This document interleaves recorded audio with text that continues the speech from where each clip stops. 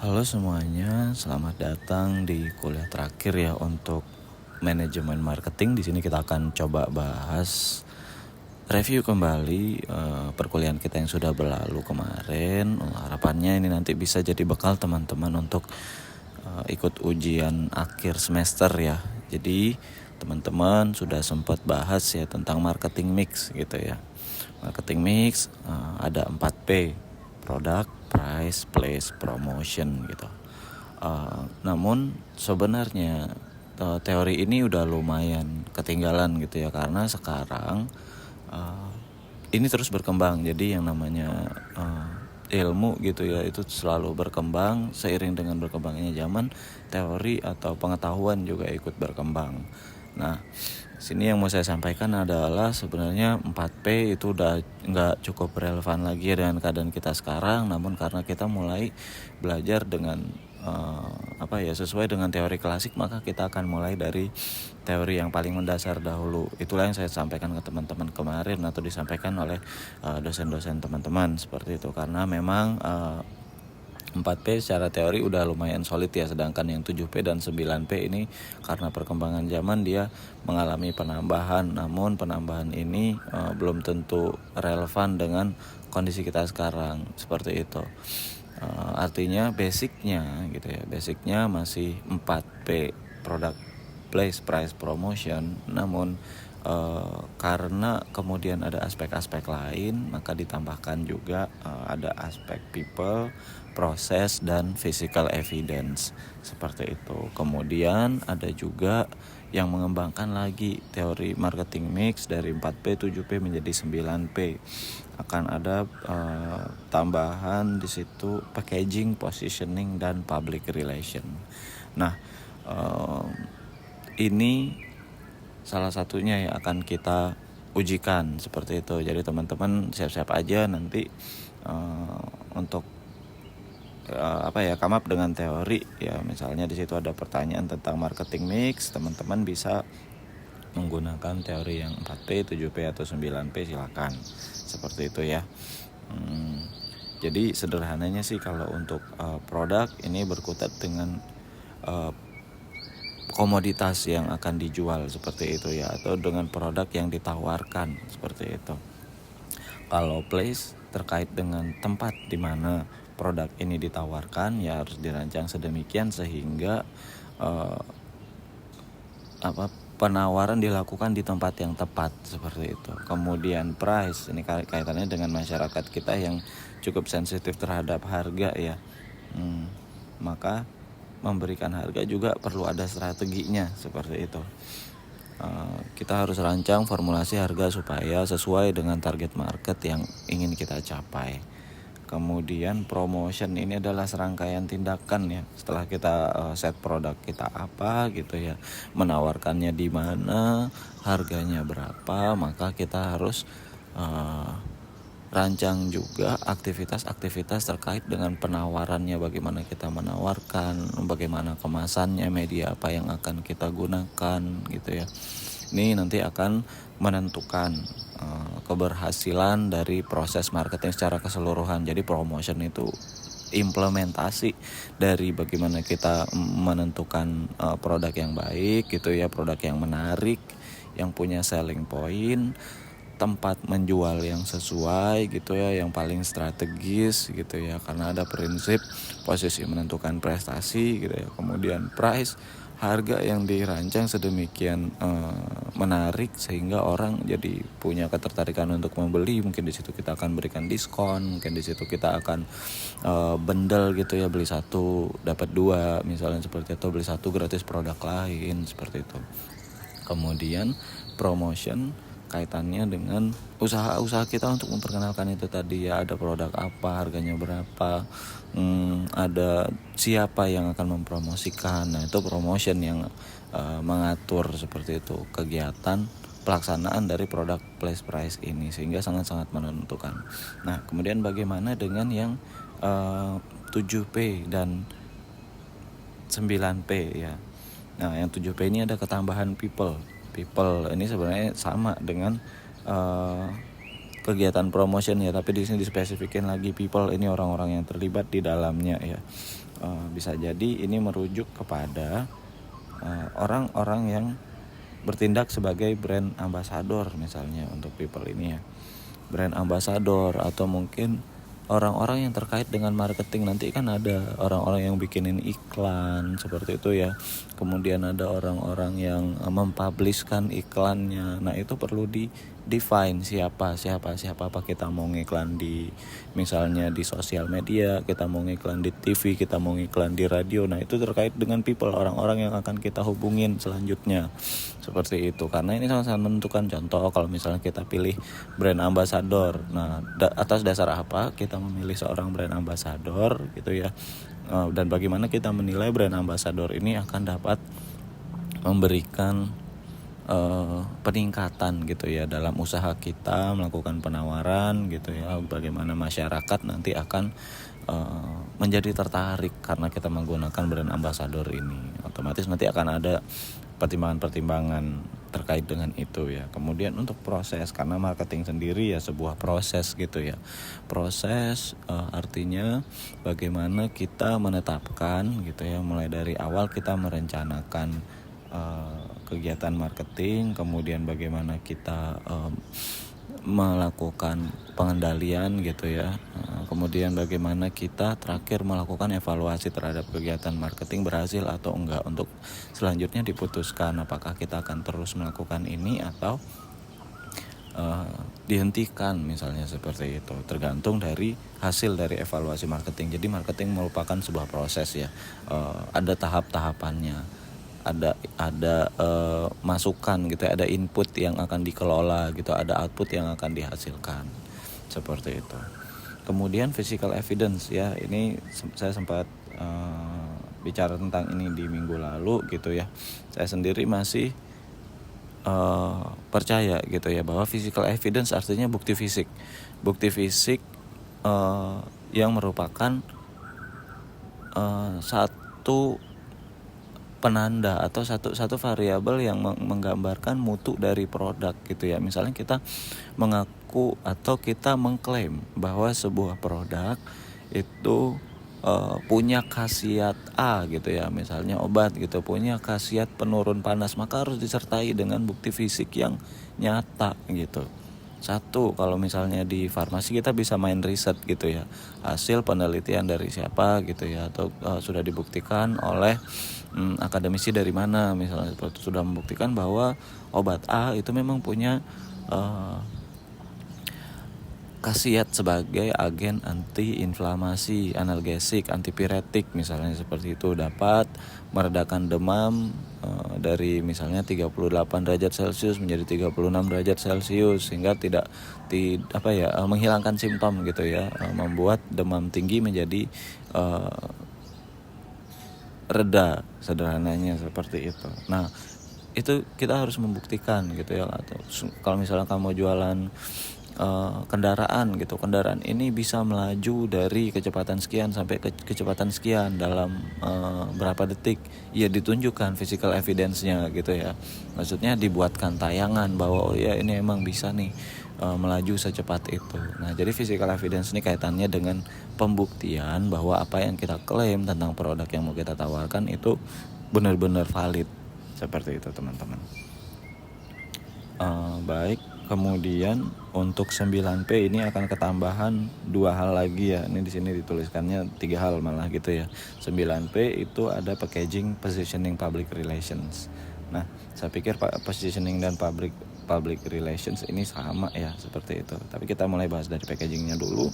Jadi kemasan itu bisa jadi sangat-sangat menentukan kesuksesan dari produk yang akan kita tawarkan. Teman-teman bayangin aja kalau obat nggak dikemas dengan kemasan yang proper gitu ya, dengan kemasan yang layak, atau dengan kemasan yang sesuai tujuannya. Kemasan kan untuk melindungi gitu ya obat dari kerusakan gitu ya, melindungi obat dari degradasi, melindungi obat dari menjadi mudah expire ya, atau sederhananya rusak secara fisik gitu ya, rusak secara kimia seperti itu, atau dia ada gangguan mikrobiologi di situ, jamuran kayak gitu ya, atau malah terpapar bakteri. Nah itu kita tidak inginkan, makanya kita kemas. Tapi kemasan juga bisa dibikin sedemikian sehingga kelihatan menarik gitu ya. Teman-teman pasti tahu yang namanya strip ya, di mana-mana bentuknya seperti itu, blister ya di mana-mana bentuknya seperti itu, botol di mana-mana bentuknya seperti itu. Tapi kemudian ada yang berinovasi gitu ya, ada yang berinovasi, misalnya tutup botolnya itu bisa juga digunakan sebagai sendok, misalnya di beberapa produk untuk obat dispepsia gitu ya. Nah itu sudah satu bentuk bagaimana kita membuat suatu kemasan yang inovatif ya, yang produk lain nggak punya gitu, supaya produk yang kita tawarkan ini punya nilai lebih. Jadi tidak hanya dari sisi estetika tapi juga fungsional, tidak hanya dari sisi fungsional tapi juga estetika. Tantangannya di situ. Kemudian positioning dan public relations ya teman-teman, saya yakin udah belajar tentang segmentation, targeting, positioning. Jadi produk harus punya positioning yang jelas gitu ya.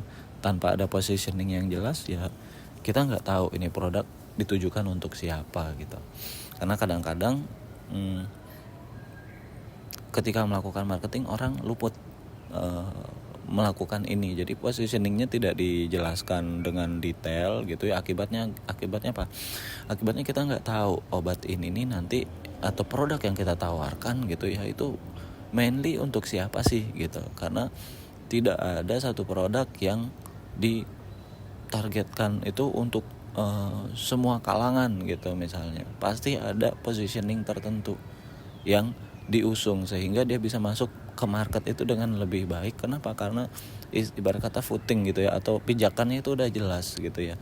Kita mau jual produk kosmetik gitu untuk mahasiswa gitu, otomatis nanti beda cara mengatur marketing mixnya dengan kalau kita misalnya jualan kosmetik untuk pejabat gitu, karena daya belinya berbeda gitu ya. Terus secara mungkin untuk place bisa disamakan, misal kita tawarkan di mall-mall, klinik kecantikan gitu. Tapi mulai dari pricing itu akan pasti sangat-sangat terdampak gitu ya, produk yang untuk mahasiswa, produk yang untuk pejabat, sehingga nanti tagline-nya harus jelas gitu ya. Atau misalnya kosmetik untuk remaja dan dewasa usia lanjut itu bisa jadi berbeda gitu tagline-nya. Yang kalau yang untuk remaja ya untuk memelihara kecantikan gitu ya, atau membuat menjadi cantik. Tapi kalau misalnya usianya udah menengah ke lanjut gitu ya, itu udah mulai kayak anti aging gitu ya, menghilangkan kerut ya, itu tuh tidak bisa jadi tidak dibutuhkan oleh segmentasi yang lain. Sehingga positioning ini harus jelas, kita mau mainnya di mana produknya, seperti itu. Kemudian untuk public relations ini terkait dengan yang saya bicarakan tadi ya, kita mau ngiklan di YouTube gitu ya misalnya. Ya kita harus tahu YouTube itu customernya bakal siapa, kita harus tahu YouTube itu stakeholdernya siapa, kita mau menghubungi siapa gitu ya. Nah itu yang kaitannya dengan public relations. Kemudian kalau misalnya nanti ada komplain gitu misalnya ya, atau misalnya masyarakat ternyata animonya rendah gitu, kita butuh orang yang paham public relations untuk bisa mengelola gitu ya, bagaimana hubungan kita dengan masyarakat ya. Public relations sebenarnya humas gitu ya, hubungan masyarakat. Nah itu kaitannya dengan bagaimana kita menawarkan dan bagaimana kita mengelola feedback dari penawaran tersebut. Baik teman-teman, itu sekilas untuk marketing mix ya. Jadi sudah lumayan kompleks sebenarnya teorinya, yang kita ajarkan ke teman-teman tuh sebenarnya hanya basicnya aja. Nah harapannya dari sini nanti teman-teman bisa mengembangkan lagi gitu ya.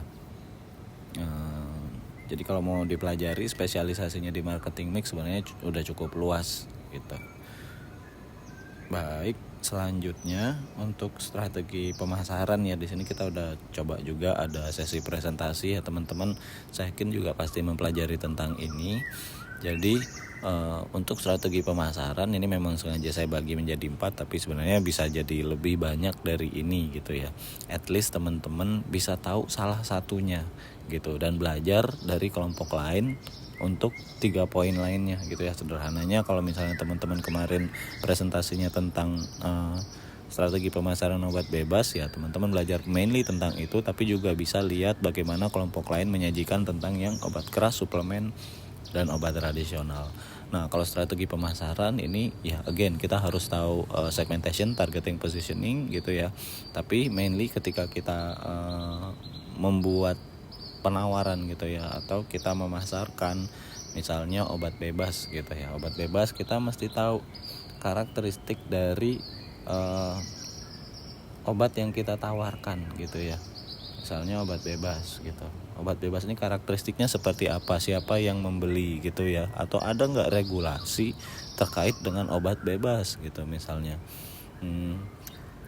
Ada obat bebas yang boleh dibeli dalam jumlah terbatas, misalnya kita harus tahu berapa jumlah paling banyak orang akan beli. Nah itu juga akan bisa menentukan bagaimana kita melakukan upselling atau cross selling. Nah itu mungkin terms-terms yang saya nggak bahas di pertemuan sebelumnya gitu ya, karena mungkin nggak begitu relevan dengan ya sebenarnya relevan juga sih, tapi untuk strategi pemasaran kalau ya mungkin itu terlalu detail gitu ya, tapi teman-teman nggak apa-apa bisa belajar juga tentang proses upselling dan cross selling gitu ya. Upselling itu seperti ini, misalnya saya jualan paracetamol gitu ya, 1 strip gitu, harganya Rp3.000 gitu ya. Tapi kalau misalnya orang mau beli 2 strip, saya hargain di Rp5.000. Tujuannya apa? Tujuannya adalah untuk menstimulasi atau menarik orang supaya membeli lebih, seperti itu. Mungkin di industri farmasi ini nggak fair, tapi ini kalau dikatakanlah FMCG gitu ya, fast moving consumer goods misalnya, teman-teman di supermarket gitu pasti sering ditawarin, Kak ini kalau beli sekian banyak harganya jadi lebih murah loh. Nah itu namanya upselling. Atau ada juga yang tipikalnya nanyain topping gitu, misalnya teman-teman beli minuman gitu ya, minuman atau misalnya beli snacks gitu, pasti akan ditanya ini toppingnya mau yang mana, sedangkan per topping itu kan ada harganya lagi. Nah itu namanya upselling. Jadi dia berusaha untuk membujuk teman-teman untuk membeli lebih dari yang teman-teman inginkan kayak gitu. Bisa jadi teman-teman sebenarnya nggak butuh itu, tapi karena ditawarin ya udahlah, cuma nambah sedikit pikiran kita gitu. Tapi di sudut pandang orang yang menawarkan, di sudut pandang industri ya mereka untung karena teman-teman mengeluarkan uang lebih untuk mereka.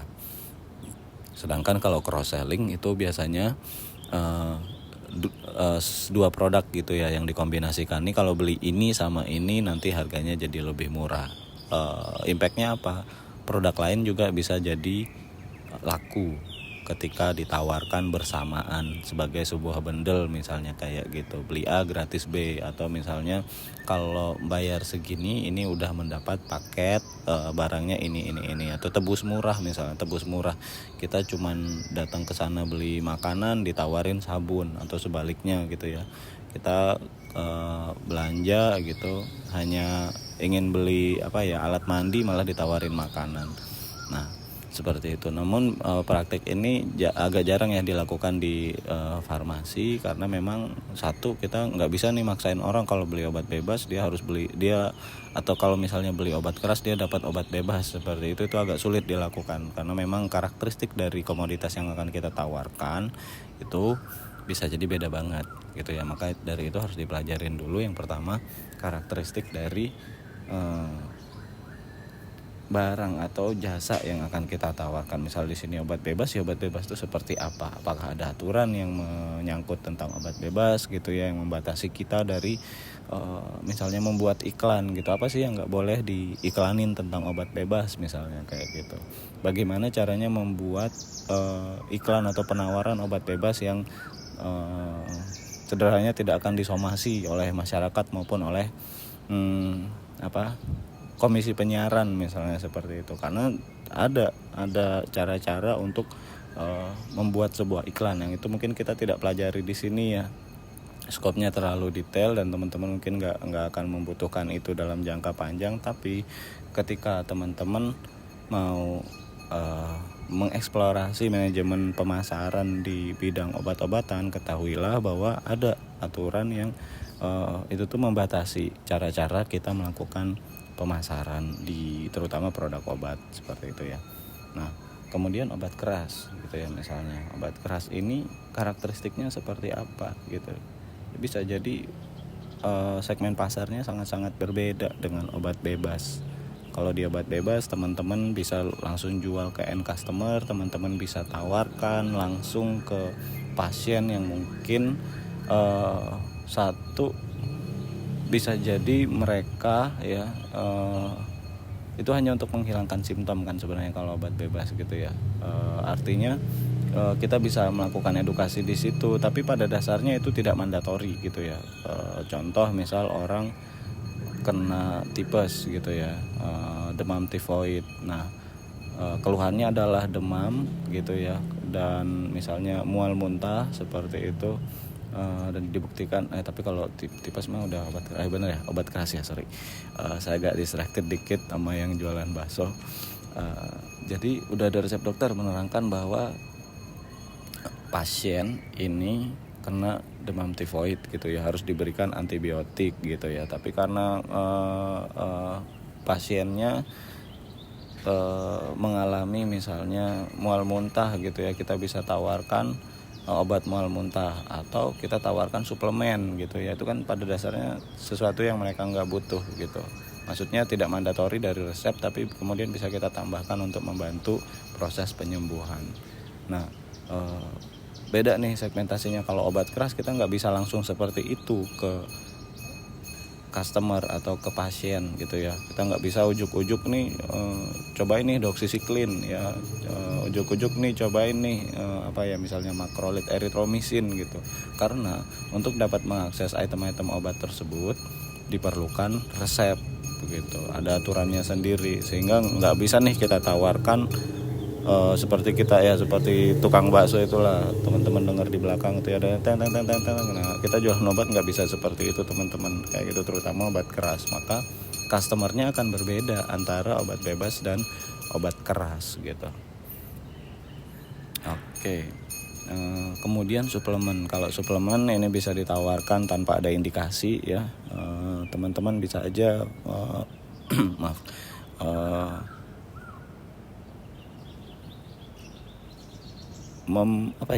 ibarat kata kita bisa mengadakan gitu ya kebutuhan tentang produk tersebut gitu, karena pada dasarnya suplemen itu nggak semua orang butuh gitu ya. Artinya kemudian bagaimana kita mengambil angle yang tepat supaya orang bisa merasakan gitu bahwa mereka membutuhkan produk tersebut ya. Contohnya misalnya Fatigon gitu ya, semua orang yang nggak hanya orang yang bekerja, saya yakin mahasiswa juga capek gitu kan ya, duduk 8 jam sehari seperti itu. Pasti ada masanya kita merasakan pegel-pegel kayak gitu ya. Wah, kalau misalnya pegel-pegel nih, produk apa yang bisa membantu untuk menghilangkan ya? Salah satunya misalnya di situ ya ada suplemen vitamin B ya, Neurobion, Fatigon misalnya seperti itu. Tapi kan pada dasarnya kita hanya butuh istirahat gitu ya. Hanya saja adanya produk-produk ini membantu ya, diklaimnya membantu untuk proses recovery atau pemulihan dari kondisi kita pegel-pegel itu tadi. Maka bisa ditawarkan nih tanpa ada indikasi, maksudnya indikasinya nggak spesifik gitu ya, bukan sesuatu yang merupakan hasil diagnosa. Artinya orang capek kan itu bisa dirasakan secara subjektif masing-masing orang gitu ya, pegel linu misalnya seperti itu. Nah, ini bisa diberikan suplemen, tidak mandatori juga seperti itu. Nah, kalau suplemen mungkin agak bebas ya, kita menawarkan itu bisa agak luas cakupannya gitu ya, nggak hanya orang-orang yang dapat resep atau nggak hanya orang-orang yang sakit, orang sehat juga bisa kita jualin suplemen. Kemudian untuk obat tradisional nih, obat tradisional teman-teman perlu tahu ada 3 macam ya. Kalau obat tradisional yang pertama itu adalah jamu gitu ya, tipenya di Indonesia itu ada 3 gitu ya, jamu, kemudian ada obat herbal terstandar, kemudian ada fitofarmaka. Nah, ini masing-masing juga ada karakteristiknya sendiri ya. Cara menjualnya juga saya yakin akan sangat-sangat berbeda satu dengan yang lain. Jamu mungkin bisa kita treat seperti suplemen gitu ya, atau obat bebas. Sebenarnya nggak ada indikasi spesifik kapan orang harus minum jamu, seberapa banyak dosisnya, berapa miligram gitu kan nggak ada. Jadi ya udah berdasarkan simptom subjektif yang dialami oleh pasien gitu ya, masuk angin gitu. Nah itu kita bisa masuk tuh di situ ya, pegelinu kayak gitu kan ya. Nah itu bisa dimasukin ke situ, maksudnya itu kan sebenarnya subjektif dari simptom yang dirasakan, bukan objektif kayak wah demam sekian derajat Celcius atau tekanan darah naik sampai 160. Itu bukan angle yang tepat untuk kita jualan produk-produk seperti ini gitu ya. Meskipun kemudian kita bisa menawarkan misalnya OHT gitu ya, itu bisa agak lebih spesifik cakupannya karena dia udah ada terstandar untuk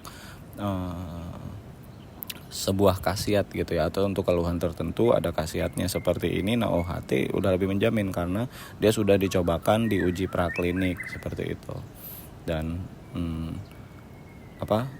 kalau untuk menggunakan obat herbal terstandar udah lebih mantep nih footingsnya. Ibarat kata kita membedakan suplemen dengan obat bebas. Obat bebas sudah ada khasiatnya, tapi kalau suplemen dia pada dasarnya ya menambahkan nutrisi gitu ya, sehingga kita tidak gampang capek misalnya seperti itu karena asupan nutrisinya cukup gitu ya, tumbuh kembang anak bagus. Nah itu bisa tuh kalau misalnya kita mainnya di suplemen atau mungkin jamu gitu ya, itu khasiatnya bisa diklaim gitu, meskipun ada batasannya juga ya, dia tidak bersifat terapeutik.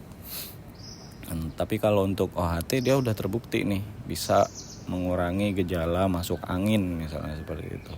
Lanjut, ketika dia menjadi fitofarmaka maka treatmentnya akan kurang lebih sama dengan obat keras karena ini udah spesifik gitu ya, udah spesifik fungsinya buat apa. Vincristin, vinblastine itu udah memang untuk cancer misalnya gitu. Jadi udah nggak bisa ditawarin lagi sebagai obat yang all purpose untuk ngilangin pegelinu gitu misalnya ya. Nah, atau untuk suplemen menambah nafsu makan tuh nggak bisa lagi. Kalau di fitofarmaka ya spesifik fungsinya untuk sebagai apa gitu, dan mostly ya terapeutik ya, ada penyakit yang akan diobati, ada sasaran terapi yang pengen dicapai gitu, sehingga bisa jadi untuk fitofarmaka ini treatmentnya bakal sama dengan obat keras. Baik, lanjut. Jadi untuk manajemen marketing ya, karena dia merupakan bagian dari ilmu manajemen ya, di situ nanti akan terkena atau masuk ke dalam lingkupnya planning, organizing gitu ya, atau organizationing, lebih cocok organizing sih. Kemudian leading atau implementation, dan ada control atau evaluation sebagai kegiatan gitu ya. Marketing itu perlu direncanakan di awal, rencanakan dengan matang. Maka dari itu kita sempat bahas ya product price promotion, terus kita bahas segmentation, targeting, positioning, yaitu proses perencanaan. Kita harus rencanain dengan matang. Kenapa? Sederhananya ya marketing itu proses yang cukup menghabiskan uang banyak gitu ya. Saya mungkin pernah ngomong ke teman-teman gitu ya soal marketing, bahwa perusahaan sekelas Facebook aja menghabiskan 60% anggarannya untuk melakukan marketing. Nah berarti ya teman-teman hitung aja, kalau misalnya dia pendapatannya 1 triliun gitu misalnya, ya 600 miliar tuh buat marketing. Kebayang nggak gitu? Jadi memang marketing menjadi salah satu kegiatan yang tidak main-main dalam hal menghabiskan biayanya gitu. Maka dari itu perlu kita rencanakan secara strategis supaya apa yang ingin kita capai dengan kegiatan marketing ini bisa tercapai dengan efektif gitu ya. Sehingga biaya yang kita keluarkan jadi tidak mubazir atau tidak sia-sia gitu ya. Nah perlu direncanakan dengan baik. Kemudian organizing, kita perlu ngeplotin ya orang-orang yang tepat di posisi yang tepat gitu ya, pekerjaan yang akan dilakukan apa aja, bagaimana merencanakan metode untuk melakukan implementasi, kemudian bagaimana mengendalikan. Itu harus dijelasin nih di bagian organizing, itu siapa yang akan melakukan apa. Kemudian di bagian leading atau implementation gitu ya, kita sebagai orang yang punya kapabilitas untuk melakukan manajemen ya akan selalu mendampingi gitu ya, mendampingi bagian mana yang bisa dibantu, bagian mana yang bisa dibantu seperti itu ya. Ketika implementasi ya udah kita jalanin semua yang udah kita rencanain tadi, kita awasin gitu ya. Nah pengawasan itu lebih dikontrolin dan evaluasi. Ini biasanya dilakukan secara periodik, kita cek hasil dari kegiatan marketing yang udah kita rencanakan tadi, yang kita eksekusi tadi itu gimana? Berhasil nggak menimbulkan peningkatan dalam sales misalnya, atau misalnya menimbulkan brand awareness yang lebih baik di masyarakat, tergantung dari tujuan yang kita set. Nah, tujuan itu di setnya di mana, di planning gitu. Makanya planning harus mateng, organizingnya mantep gitu ya, sesuai gitu antara orang-orang yang kita plotkan untuk aktivitas marketing dengan job desk-nya. Kemudian implementationnya juga dilakukan semaksimal mungkin, sehingga nanti ketika dievaluasi ya hasil dari kegiatan marketing yang akan kita lakukan itu udah bisa mencapai target. Sederhananya itu, kalau marketing kan biasanya target penjualan gitu kan ya. Misalnya pengen peningkatan 20% sales, atau pengen mencapai omset berapa sekian juta rupiah dalam waktu 1 bulan, itu tercapai nggak ketika kita melakukan evaluasi? Oh, ini tercapai gitu ya. Selanjutnya apa gitu? Selanjutnya ya bisa dipertahankan, bisa ditingkatkan. Tapi kalau misalnya ternyata hasilnya nggak sesuai, nah ini perlu dicari nih penyebabnya, kenapa tidak sesuai gitu ya. Perlu ada proses menganalisa lagi gitu ya. Ada yang namanya RCA, root cause analysis ya. Ini root cause analysis gitu ya. Nah, untuk melakukan ini tuh itu di bagian evaluasi, apa yang perlu kita lakukan gitu ya, untuk menemukan ini sebenarnya apa sih yang bikin marketing kita dikatakan gagal gitu. Namun tidak semua kondisi ketika penjualan tetap aja segitu-segitu doang gitu, itu tidak selamanya gagal. Bisa jadi memang karena dinamika pasarnya itu ya kita bisa tetap menjual sekian banyak, itu udah bagus gitu. Baik, mungkin di sini saya juga akan nanyakan ya tentang contoh kasus gitu. Misalnya ada grafik penjualan seperti apa, contohnya misalnya grafik yang biru ya, kecenderungannya kan meningkat gitu ya. Ini menunjukkan apa sih yang harus dilakukan kalau misalnya grafiknya seperti ini. Nah, kalau misalnya grafiknya seperti yang warna merah, ini menunjukkan apa gitu ya, apa yang harus dilakukan. Sederhananya ya, kalau meningkat ya kita pertahankan supaya terus meningkat gitu ya. Tapi kalau ada penurunan maka ini harus dievaluasi apa yang menyebabkan penurunan. Jangan-jangan memang produknya orang nggak suka gitu, atau kita produknya emang dari awal sudah salah segmentation, targeting, positioning, maka ya harus dikoreksi secepatnya. Ini tidak bisa dibiarkan, karena semakin dibiarkan akan menjadi semakin banyak loss untuk perusahaan. Atau misalnya lagi nih saya kasih satu garis lagi, kalau misalnya penjualannya stagnan ya, tetap gitu-gitu aja seperti garis yang hijau gini. Nah, bagaimana kita mengambil sikap tentang hal itu? Nah, ini akan sangat-sangat dipengaruhi lagi oleh karakteristik dari produk, karakteristik dari konsumen gitu ya. Baru kita bahas bagaimana kita menawarkan, apakah udah maksimal atau belum. Baik teman-teman, saya rasa untuk manajemen marketing yang kurang lebih demikian tentang kisi-kisi dari ujian akhir semesternya. Nah, semoga teman-teman bisa dapat gambaran yang jelas ya dari ini. Terima kasih banyak atas perhatiannya. Semangat ya buat ujiannya, semoga sukses teman-teman. Baik, saya akhiri sampai di sini. Wassalamualaikum warahmatullahi wabarakatuh.